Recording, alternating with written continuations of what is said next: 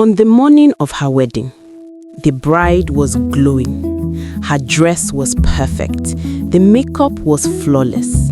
The guests were already arriving. And right beside her, smiling, adjusting the veil, calming her nerves, was her best friend. The same best friend who had helped choose the dress, planned the surprise dance, booked the decor, held the bride's hand through every breakdown.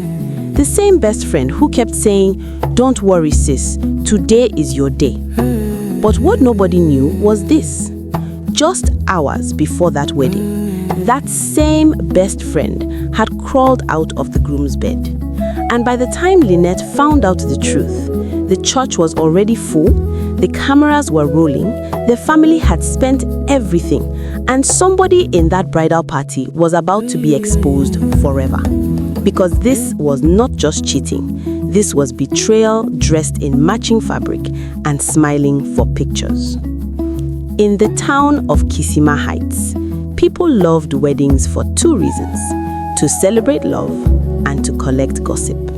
No matter how holy the ceremony looked from the front, someone in the crowd was always scanning outfits, judging food portions, or waiting for a scandal to hatch before dessert. But this wedding, this one was different, because everyone had been waiting for it. Lynette and Brian were the kind of couple people called meant to be, not because their relationship had been perfect, but because they had survived so much to get there. They had dated for 4 years, built from almost nothing, supported each other through job loss, family pressure, and endless arguments about timing. And beside Lynette through all of it was her best friend, Sharon. If Lynette was soft-hearted and trusting, Sharon was bold, stylish, sharp-tongued, and always protective. She was the friend who answered late-night calls, the friend who could insult you and defend you in the same sentence, the friend who acted like family. In fact, people used to joke that Sharon cared more about Lynette's wedding than Lynette herself. She chose color palettes, rejected cake samples, screened vendors like an investigator, even argued with Brian over guest list as if she were co-owner of the marriage. Some called it loyalty, others quietly called it too much. Because there were little things, small things, things easy to dismiss, like how Sharon always answered Brian's calls when Lynette's phone was off, how she knew his schedule too well, how she could predict what he would say before he said it, how, sometimes, when Lynette spoke about the wedding, Sharon smiled too hard, as if she was excited for something no one else understood. But nobody said anything, because when betrayal is wearing heels and carrying your bouquet, it is hard to imagine it is the danger. Lynette and Sharon had not met in luxury, they met in struggle. Back in campus, when both of them lived in tiny rented rooms with peeling walls and shared dreams bigger than their bank accounts. Lynette was the soft one, the kind who would split her last meal without announcing it, the kind who believed apologies, second chances, and romantic promises too easily. Sharon was different. She had fire. She came from a home where softness was punished and weakness was expensive. She trusted no one completely, laughed loudly, fought quickly, and always acted like life was a competition no one had warned the others about. Still, somehow, they fit. Lynette brought calm to Sharon, Sharon brought courage to Lynette. They became inseparable. When Lynette lost her father, Sharon slept beside her for 3 nights. When Sharon was thrown out by an angry aunt, Lynette gave her space in her room. When money was short, they survived together. So when Brian entered Lynette's life years later, Sharon was there from the beginning. At first, she did not like him. She said he looked too polished, too smooth, too practiced. But Lynette was in love. Brian had charm, the kind that made mothers approve him and waiters remember him. He knew how to speak gently, laugh at the right time, and hold eye contact just long enough to feel sincere. He wasn't rich, not yet, but he was ambitious, disciplined, and very good at making a woman feel chosen. Lynette fell hard, and eventually, Sharon seemed to soften too. Or that was what Lynette believed. Years passed, the relationship grew serious, marriage talks began, families got involved. There were delays, of course, money, work, pressure, the usual storms.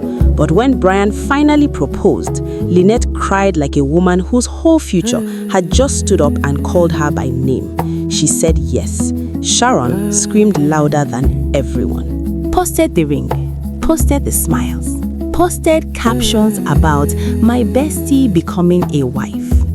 And from that day on, Sharon became almost inseparable from the wedding itself. She was everywhere. Dress fittings, cake tasting, bridesmaids meetings, decoration discussions, late night planning calls. If Lynette was the bride, Sharon became the engine. And because Lynette trusted her completely, she did not notice something dangerous was happening. Sharon was no longer helping the wedding from the outside. She was already standing too close to the center of it. Now, on the surface, this was a modern betrayal story.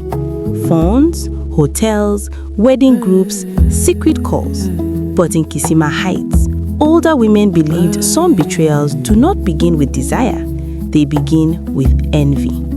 And envy, they said, is not always ordinary, because the first strange sign came 3 months before the wedding. An elderly woman from Lynette's mother's village visited the house during introductions. She watched Sharon carefully, said almost nothing. Then, as she was leaving, she pulled Lynette's mother aside and whispered, "That girl smiles with her teeth, but not with her spirit. Watch her around the groom." Lynette's mother dismissed it. Old people always say something mysterious at happy events. But then more odd things began happening. Every time Lynette and Brian had a serious argument, Sharon somehow knew before Lynette told her.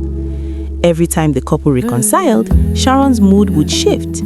If there was peace, Sharon became restless. If there was conflict, Sharon became energized. Then Lynette started having dreams. The same dream. She would see herself dressed as a bride, walking down the aisle. But as she reached the altar, the groom's face would blur. And when she lifted the veil to see clearly, another woman would already be standing in her place, wearing her gown, holding her bouquet, smiling with her own lips. Each time Lynette woke up sweating, she tried to laugh it off. Stress, planning pressure, too much wedding content online. But the dreams grew worse. In one, she saw Sharon braiding her hair while humming a song Lynette did not recognize. In another, she saw a mirror crack across only one face, hers. In another, she entered the bridal room and found all the dresses hanging empty, except one, Sharon's. Even stranger, Lynette began noticing tiny things disappear.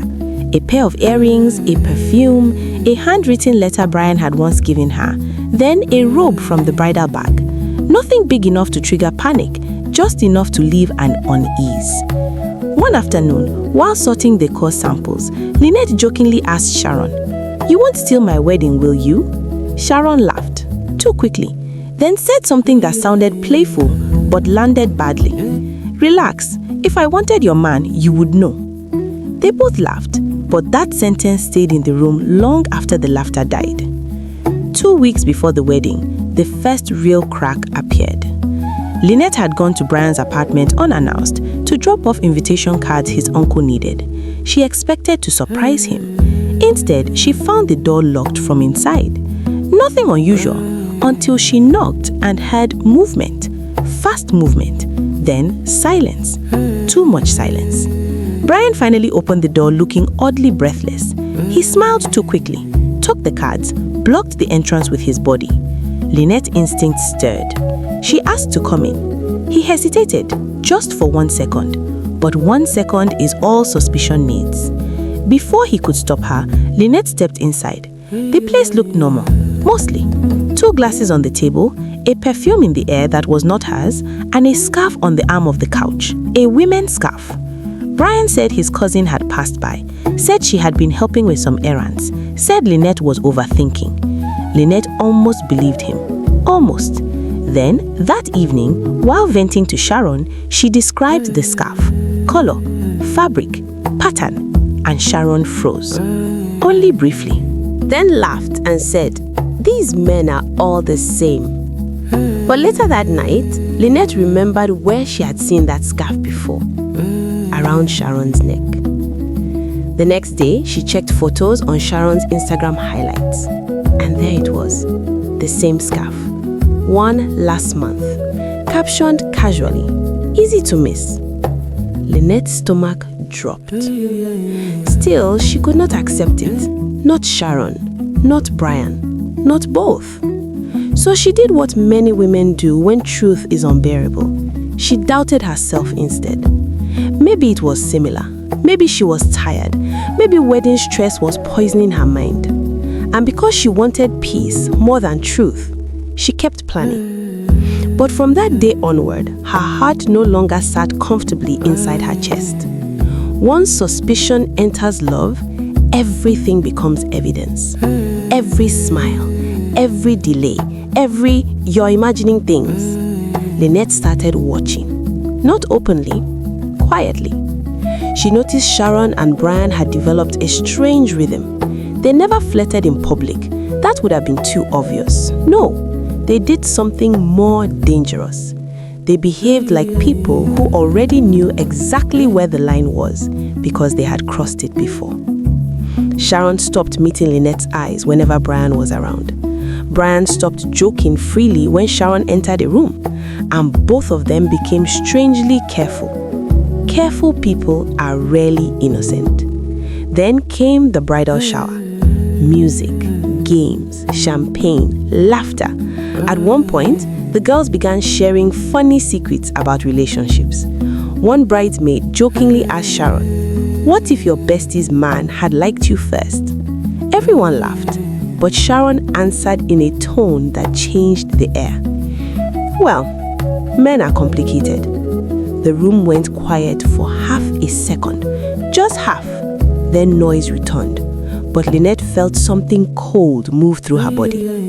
That night, Lynette checked her fiancé's phone for the first time in their entire relationship. Not because she was that kind of woman, but because peace had already left. She found nothing explicit, no romantic texts, no dirty messages. Too clean. Which was worse, because guilty people who are sloppy leave proof. Guilty people who are careful leave gaps. And Brian's phone had gaps everywhere. Deleted threads, muted chats, late night calls with no name saved, a hotel booking confirmation forwarded to email and then archived. The next morning, Lynette called Sharon and asked casually where she had been on the date of that hotel booking. Sharon answered too fast, "At home." But Lynette already knew from a tagged story that Sharon had been out all day. Now the puzzle was becoming a face. Still, Lynette was not ready. She wanted one final confirmation, one undeniable truth, something stronger than instinct. So she did something she had never imagined doing to her best friend. She followed her. 3 days before the wedding, and what she saw almost ended her before the marriage even began. Sharon left a salon appointment at 5:12 p.m. Lynette followed from a distance, heart thundering so hard she could barely hold the steering wheel. She expected maybe a meeting, maybe shopping, maybe some ugly but explainable scene. Instead, Sharon went straight to a serviced apartment on the edge of town. Not a cafe, not a boutique, not a friend's place. A serviced apartment. Lynette parked across the road and waited. 5 minutes later, Brian arrived. Not confused, not hesitant, comfortable, like a man entering a place he already knew. The world inside Lynette's body stopped making sense. Her fingers went numb, her mouth dried, her stomach twisted so sharply she nearly vomited. Still, she waited. Because some truths are so evil, your soul begs for one last chance to be wrong. But then, the curtains shifted. And through the slight opening, Lynette saw them, Sharon and Brian. Not arguing, not discussing wedding plans, not comforting each other, kissing. The kind of kiss that had history, the kind of kiss that did not begin that day. Lynette stared until her vision blurred. Her best friend, her groom, together, days before the wedding, after all the meetings, after all the smiles, after all the "sis, I've got you." That should have been enough. But betrayal has a cruel habit of going further than necessary. Because while Lynette sat there shaking, her phone buzzed. A message from Sharon. "Hey babe, don't forget tomorrow's fitting at 11. Sleep early.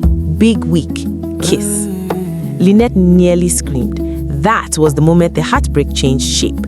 This was no accident, no one-time mistake, no drunken weakness. This was performance, a long performance, and Sharon had been acting in front of her from the beginning. Lynette did not confront them immediately. No. Pain had just met humiliation, and humiliation was giving birth to something colder. A plan. The wedding morning arrived bright, expensive, and full of lights. Guests poured in, the choir rehearsed, phone cameras lit up every corner. Sharon arrived early, dressed beautifully, carrying emergency makeup, safety pins, perfume, and that fake loyal smile. She hugged Lynette, adjusted the veil, held her hand. "Today is your day," she whispered. And Lynette smiled back, softly, calmly, like a woman who knew exactly what was coming. Because what nobody knew was that Lynette had spent the entire night preparing. She had screenshots, hotel footage from a staff contact, call logs, and one final gift, a voice recording. Not from hacking, not from magic, from Sharon's own careless confidence. The night before, Lynette had called Sharon crying and pretending to panic about marriage. She told Sharon, "What if Brian changes after the wedding? What if he doesn't really love me?" And Sharon, drunk on her own secret power, made the mistake arrogant people always make. She talked too much. She said, "Men don't marry who they love most. They marry who is convenient." Lynette stayed silent. So Sharon continued. And then with a smug laugh, she added, "If women knew what men were doing before weddings, half these churches would close." That was enough. But Lynette had more. During the reception setup, she quietly coordinated with the DJ and projection team. So when the pastor asked if everyone was ready for the procession, Lynette said no, then turned to the audience and asked for the microphone. The church laughed lightly, thinking it was nerves, but Lynette's face did not match a nervous bride. It matched a storm that had already chosen where to land. She thanked everyone for coming, thanked her family, thanked the guests, then turned towards Sharon and smiled. "I also want to thank my best friend," she said. "The woman who helped me choose this dress, book this venue, plan this wedding, and sleep with my husband-to-be." Silence. Dead silence. You could hear fabric move. Then chaos began. Brian stood up instantly. Sharon went pale. Guests started turning like sunflowers towards scandal. At first, Sharon denied it. Of course she did. But denial is weak when proof has already entered the room. Lynette signaled the DJ. The screen behind the couple lit up. Hotel timestamp, images, call logs, then the audio. Sharon's own voice filled the reception hall. If women knew what men were doing before weddings, half these churches would close. Gasps exploded across the room. Someone shouted. Someone cried. One auntie nearly fainted from excitement and shock at the same time. Brian tried to grab the microphone. Too late, because Lynette had one last twist. She turned to Sharon and said, "You didn't just betray me now. You started this years ago, didn't you?" Sharon said nothing, and that silence told everyone the truth. This affair had not started doing wedding planning. It had started long before, maybe even before the proposal. Maybe while Sharon was still pretending to protect Lynette from bad men. She had not been guarding the relationship, she had been feeding from it. The wedding ended on the altar, but the real burial was the friendship. After that day, people in Kisima Heights talked about the wedding for months. Not because it had beautiful decor, not because the dress was stunning, not because the food was good, but because it reminded everyone of something ugly and true. Not every enemy comes looking like one. Some come smiling, helping, posting your pictures, holding your secrets, calling you sis. And sometimes, the people closest to your celebration are the ones praying hardest for your downfall. Lynette did not get married that day, but she also did not get trapped. And though the humiliation was public, the escape was powerful. Because a broken wedding heals faster than a broken life. As for Brian, his charm could not save him. And Sharon, she lost more than a friendship. She lost the only person who had loved her without competition. In the end, the greatest heartbreak was not that a man cheated. Men have done that before. The real wound was that the woman helping zip the dress was the same woman trying to wear the life. So now whenever older women in that town see a friend acting too involved in another woman's love story, they shake their heads and say, "Be careful who holds your veil, because not every helping hand is there to bless the bride. Some are only measuring what they want to steal."